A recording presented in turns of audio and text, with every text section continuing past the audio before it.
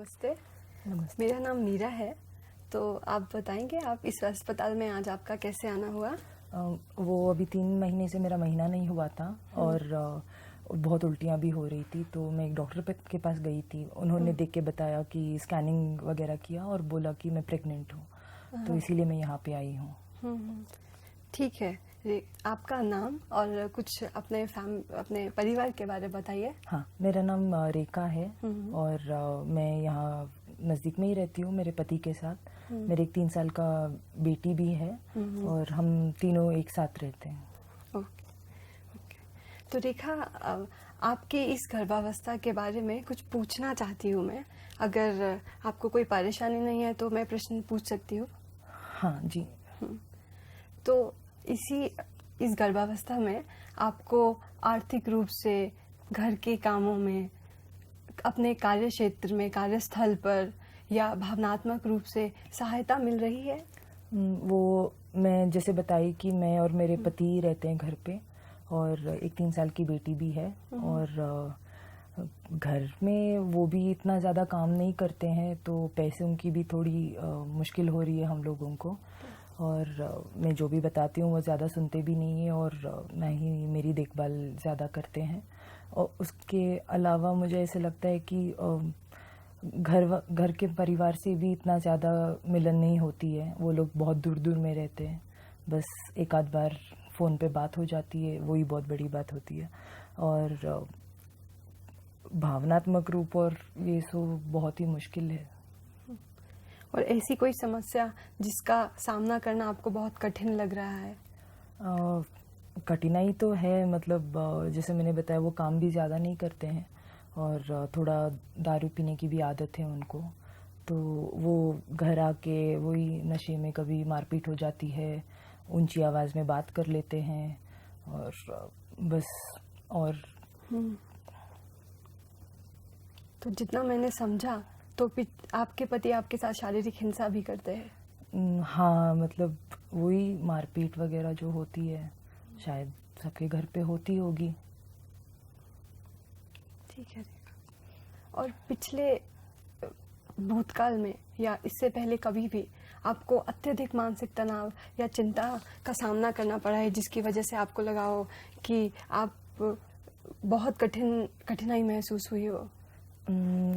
हाँ, ये एक बार पहले हुआ था जब मेरी पहली बेटी के लिए डिलीवरी हुआ था।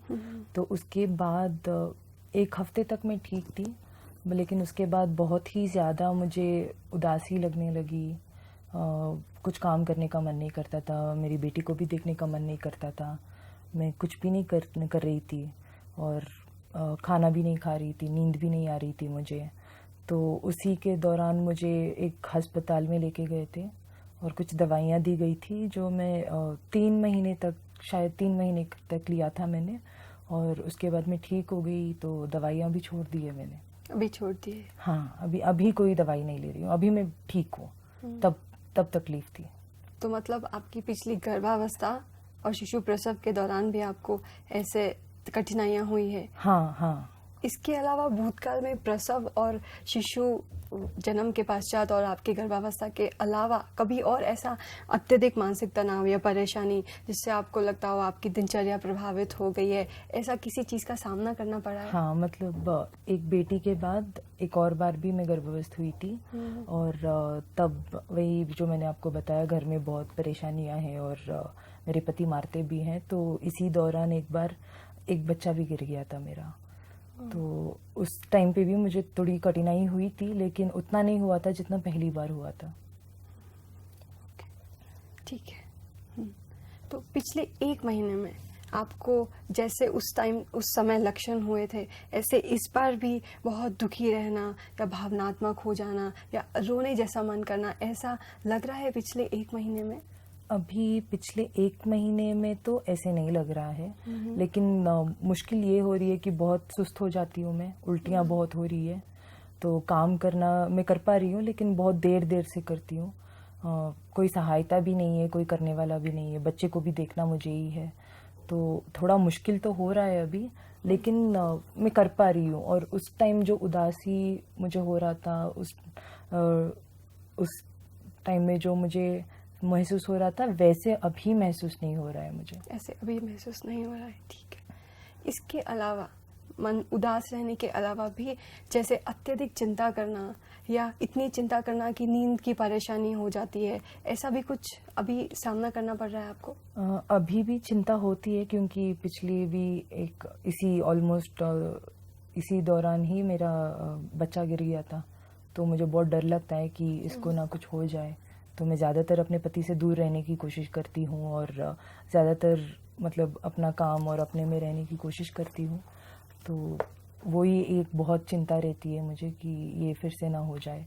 और एक और बात भी है, जो पहला बच्चा ना मेरा वो लड़की हो गई थी, तो घर वालों को इतना ज़्यादा खुशी नहीं हुई थी और थोड़ा डांट भी रहे थे कि लड़की हो गई है। तो इस बार मैं सोचती हूँ कि लड़का होगा तो शायद थोड़ा अच्छा रहेगा मेरे लिए। ठीक है रेखा, समझ सकते हैं अभी कुछ कठिनाइयों और परेशानियों से जूझ रही हैं आप। हमें जहाँ तक लगता है, क्योंकि आपके पिछले गर्भावस्था के दौरान और प्रसव के बाद आपको कुछ परेशानियाँ हुई थी, जैसे आपने बताया अभी, तो इस एक माँ का मानसिक संतुलन ठीक रहना बहुत ज़रूरी है गर्भावस्था के दौरान। उसको अपना भी ख्याल रखना है, बच्चे का भी ख्याल रखना है। तो हम आपको सहायता देना चाहते हैं। तो आप इस विषय में किसी से विस्तार में बात करना चाहेंगी, किसी डॉक्टर से या काउंसलर से? क्या मुझे फिर से दवाई लेना पड़ेगा? ऐसा ज़रूरी नहीं है, हम देखते हैं आपको एक काउंसलर मैडम से पहले मिलाते हैं। वो आपकी परेशानी सुनेंगी, आपसे बात करेंगी और उसका हल हम खोजने की कोशिश करेंगे। उसके बाद एक डॉक्टर से बात करके आपको दवाई के बारे बताते हैं। क्योंकि ये भी चिंता है, मैं अभी दवाइयाँ ज़्यादा शायद लेना नहीं चाहती हूँ अगर बच्चे को कुछ हो गया तो, लेकिन मुझे बात करने और मिलने में मुझे कोई दिक्कत कोई आपत्ति नहीं है। ठीक है, ठीक है। तो रेखा, मैं एक काउंसलर मैडम से आपकी बात कराती हूँ। इसके अलावा और कुछ आपके दिमाग में चल रहा है जो आपको परेशान कर रहा है, आप मुझसे पूछना चाहते हैं? नहीं, वही एक था मुझे कि दवाई शायद लेना पड़ेगा कि नहीं लेना पड़ेगा, लेकिन अगर बात करने तक है तो उतना मैं कर सकती हूँ। और बाकी जो भी था मैंने वो आपको सब कुछ बता दिया है। ठीक है रेखा, तो हम आपको आगे कब आना है बताते हैं अभी, और एक काउंसलर मैडम से आपकी बात कराते हैं। ओके, धन्यवाद। Thank you.